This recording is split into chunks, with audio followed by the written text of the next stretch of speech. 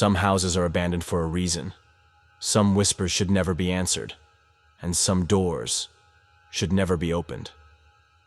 They thought it was just another ghost story, a forgotten house, a local legend. But when they stepped inside, the house woke up, and it was hungry. What happened that night was never spoken of again, because the ones who returned were never the same. You shouldn't have come here. The house stood at the edge of town, forgotten by time, swallowed by nature. It had been abandoned for decades, yet something about it felt alive. The townsfolk avoided it, whispering of shadows moving behind its broken windows and the strange noises that echoed from its empty halls at night. One evening, a group of friends, Sarah, Mark, and James, stood before the house, daring each other to enter. They were skeptical of the stories, convinced it was just another abandoned ruin. But as they crossed the threshold, the air grew heavier, colder, as if they were no longer alone. Inside, dust-covered furniture sat frozen in time. A grand chandelier, long unlit, hung above, its crystals coated in cobwebs. The walls were lined with faded portraits whose painted eyes seemed to follow their every move. Then came the first sound, an unmistakable whisper, though no one else was in the house. Mark turned sharply. "Did you hear that?" He shone his flashlight toward the staircase, where someone, stood at the top. A silhouette, featureless and unmoving. Then, in an instant, it vanished. The whispering grew louder, almost pleading. Sarah's flashlight flickered and died, plunging them into near darkness. A sudden thump echoed through the house. The sound came from beneath them. Slowly, the basement door creaked open on its own. James hesitated. "We shouldn't go down there." But the whispering turned to weeping, a desperate, mournful cry. Compelled by something unseen, Sarah stepped forward, placing a hand on the cold, damp railing. The moment her foot hit the first step, the door slammed shut behind them. In the basement, the air was thick with decay. Rusted chains dangled from the ceiling, and in the farthest corner stood a mirror, tall, ornate, and covered in grime. But their reflections were wrong. The figures in the glass didn't move as they did. They stood still, staring back. And then, one of the reflections stepped forward. The mirror shattered with an ear-piercing shriek. The air twisted violently as the whispering voices turned into screams. A force pushed them backward, knocking them to the ground. Gasping, they scrambled up the stairs, the unseen presence clawing at their backs. The front door flew open, and as they tumbled outside, everything fell silent. The house was lifeless once more. They never spoke of that night again. The house remained untouched, as if it had never woken.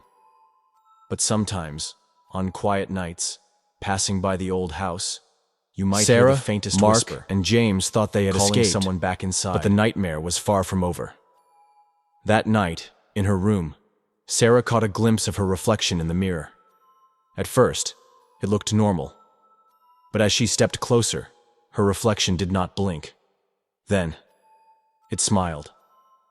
A slow, unnatural grin stretched across its face, a face that was no longer hers. She stumbled backward, but the reflection did not move. Instead, it whispered in a voice that was her own, but twisted, distorted. "You brought it with you." Across town, Mark lay in bed, unable to sleep. His room felt colder than usual, the air thick and unmoving. He turned over, facing the wall. Then he felt it, the weight of something pressing down on the mattress beside him. Breathing. Slow. Raspy. Right behind his ear. Terrified, he reached for his phone to turn on the flashlight, but before he could, a cold hand gripped his wrist. James was the first to return to the haunted house. Not by choice, but because something led him there. His dreams had become invitations, the house calling him back with whispers and glimpses of that dark, faceless figure. Every time he shut his eyes, he was back in the basement, standing before the shattered mirror. Tonight, he couldn't fight it anymore. He found himself standing at the front door of the house, though he had no memory of how he got there. His fingers trembled as he reached for the handle, and the door swung open on its own. James stepped inside, and the door slammed shut behind him. The foyer was different now. The walls stretched upward, impossibly high, disappearing into darkness. The house was breathing. Alive. The air pulsed with an unseen heartbeat, and the floor beneath his feet twisted and warped. Then, ahead of him, a hallway that hadn't been there before began to stretch.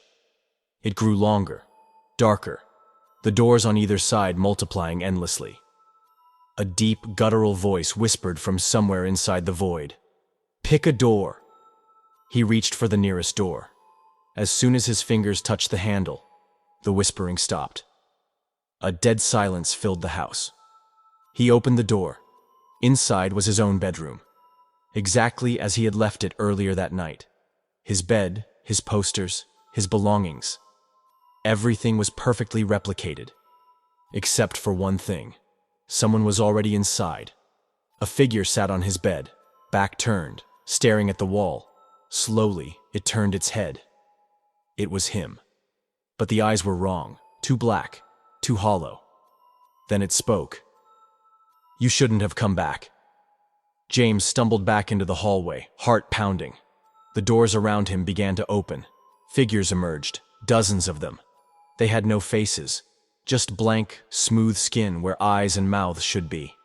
They moved in jerky, unnatural motions, their heads twitching violently as they stepped toward him. The whispering returned, but now it came from inside his own head. "Join us." James turned and ran, but the hallway never ended. The house was shifting, bending, trapping him inside. Ahead, another door appeared. A single white door untouched by decay. It was his only way out. The faceless ones were closing in, reaching for him, their fingers stretching longer, sharper. With one final burst of strength, he lunged for the door and threw it open, and stepped into the void. The next morning, Sarah and Mark woke up with no memory of James ever existing. His name was gone from their phones. His house was empty. In the town's records, he had never been born. But if they ever passed by the old haunted house, they would feel it, a presence watching, waiting. And sometimes, late at night, if they listened closely, they could hear James's voice whispering from inside. "Don't come back." They thought they escaped, but some things never let go. No one speaks of that night. No one dares go near that house. But if you listen closely on the quietest of nights, you can still hear the whispers. Somewhere out there, it's waiting for the next visitor. You're next.